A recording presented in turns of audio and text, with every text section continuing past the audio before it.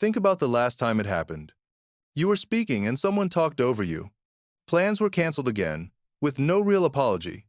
Your idea appeared later, under someone else's name. Nothing explosive. Nothing you could easily point to. And that's what makes it dangerous.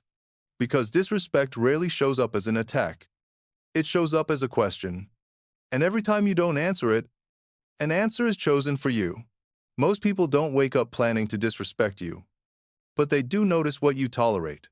Today, we're unpacking how that noticing happens, how it turns into a pattern, and how to stop being treated casually without becoming confrontational. Early in any relationship, work, friendship, even family, people probe. Not aggressively, subtly. They interrupt once. They show up late. They take a little more than they give. Psychology refers to this as boundary probing. It's how people learn where the edges are. And here's the part most people miss. Silence is still an answer. When a small disrespect passes without response, it doesn't disappear. It registers. The other person doesn't think, good, they're weak. They think, okay, this is allowed. Not malicious, just human. We're wired to move until we feel resistance. Clarity creates friction. Ambiguity invites expansion. There's another signal being read at the same time, often more powerful. How you treat yourself. People watch how seriously you take your own time, how quickly you apologize, how often you minimize your needs or soften your words. This is called social mirroring. Others calibrate their behavior based on the value you appear to place on yourself. When self-respect isn't visible, others don't attack it. They simply step into the space you leave open. Over time, a pattern forms. Small dismissals repeat. Casual behavior becomes normal. And what once felt uncomfortable now feels familiar.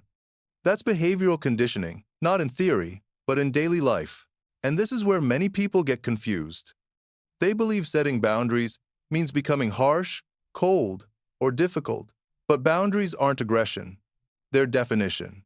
You can be calm without being passive. Warm without being available to disrespect. So how do you change the pattern without changing who you are? First, respond early. Not emotionally, just clearly. I wasn't finished. That doesn't work for me. Small corrections prevent long-term erosion. Second, pay attention to repetition. A mistake is human. A pattern is information. When behavior continues after clarity, the message is no longer accidental. Third, make self-respect observable.